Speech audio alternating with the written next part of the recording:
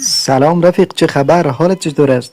میخوای ابجکشن یا همون دروغ یا بهانه هایی که ما آدما به خودمان میزنیم بفهمی؟ این ویدیو رو از اول تا آخر ببین. یک میگه از فردا شروع میکنم. فردا هیچ وقت نمی آید چون همیشه اسمش فرداست.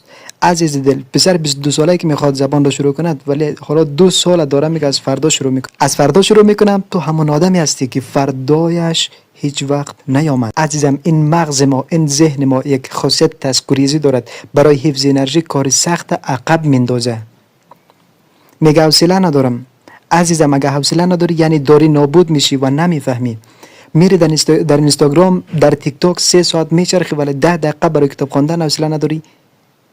اینها بهانه است. میگم میترسم شکست بخورم. یعنی اگه از شکست میترسی بدان داری قبل از شروع میبازی. نفر میخواد یوتیوب بزند چون میگه شاید کسی نبینه، در حالی که 99% آدمای موفق اولش کسی نگاهشون نمیکرد. میگه حالا وقت مناسب نیست. حالا که وقت مناسب نیست پس چی وقت است؟ وقتی دیگه بی سواد ماندی. میگه من که شانسی ندارم.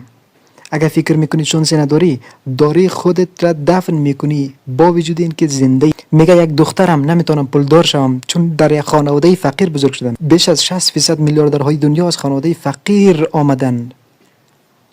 میگه اگر شکست بخورم همه مسخرم میکنن.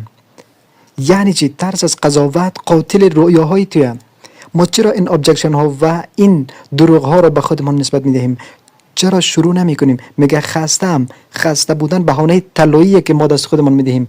میگه خسته ای؟ نه عزیزم، تو فقط بی هدف. طرف میگه خستم ولی هیچ کاری نکرده جز اسکرول بی هدفی. در خستگی از ناتوانی ذهن در هدف گذاری است، نه از زحمت.